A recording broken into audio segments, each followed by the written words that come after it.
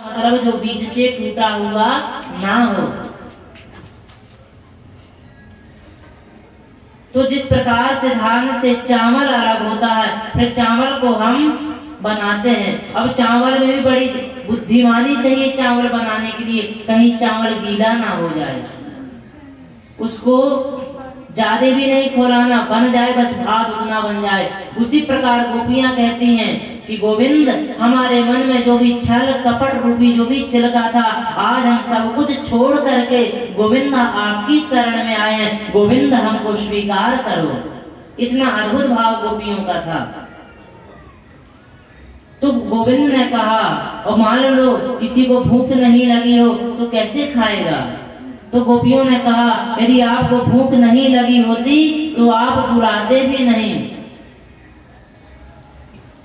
और यदि आपने बुलाया है तो गोविंद आज हमको स्वीकार करो, आज अपनी दासी बना लो गोविंद, हमारा उद्धार हो जाएगा, जन्म मरण रूपी चक्कर से हमारी मुक्ति मिल जाएगी। ये गोपियां कोई साधारण गोपियां नहीं थी, ये त्रेता युग के जो बड़े बड़े ऋषि महर्षि थे। क्योंकि जब राम जी वनवास में गए थे तो राम जी इतने सुंदर थे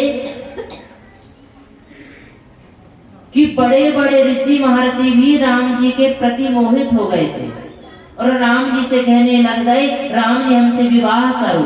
बड़े बड़े ऋषि महर्षि जो थे, लेकिन भगवान ने कहा इस जन्म में तो हम नहीं, लेकिन हाँ त्रेता युग द्वापर में जब हम कन्हैया के रूप में आएंगे तब हम तुम सबको अपनाएंगे।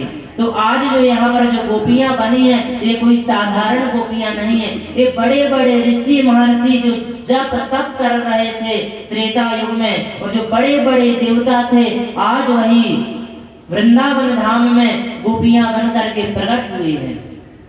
ये गोपियां कोई साधारण गोपियां नहीं है, कोई वेद थे, कोई वेद की ऋचाएं थी, कोई उपनिषद। इस प्रकार से भगवान और गोपियों के बीच में बात चली।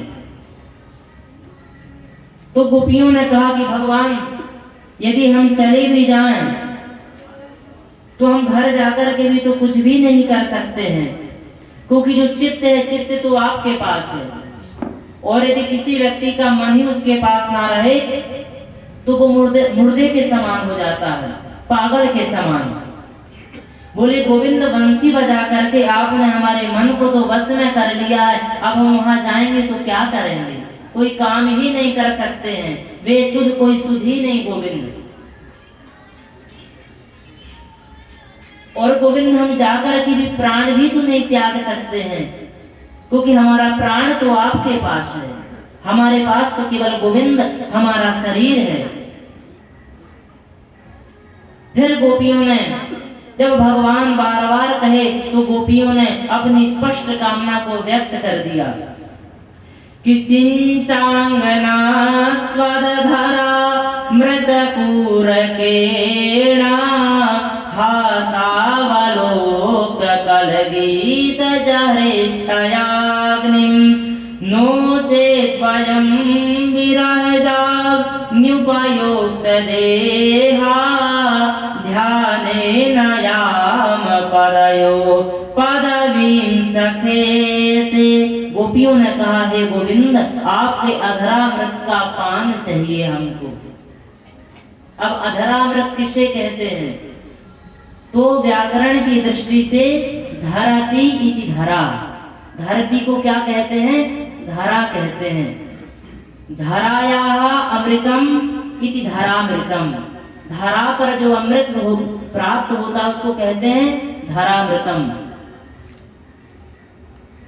धरायाः अमृतम ना भवति इति अधरामृतम, जो धरती पर जो अमृत नहीं है उसी को कहते हैं अधरामृत, जिसको श्रुतियां प्रतिपादित करती हैं कि रसो वैशा, हे गोविंद आपके अधरामृत का हमको पान चाहिए। और भगवान यही गोपियों के मुख से सुनना चाहते थे कि गोपियों के मन में जो इच्छा है यह प्रकट हो जाए। और उसके बाद भगवान ने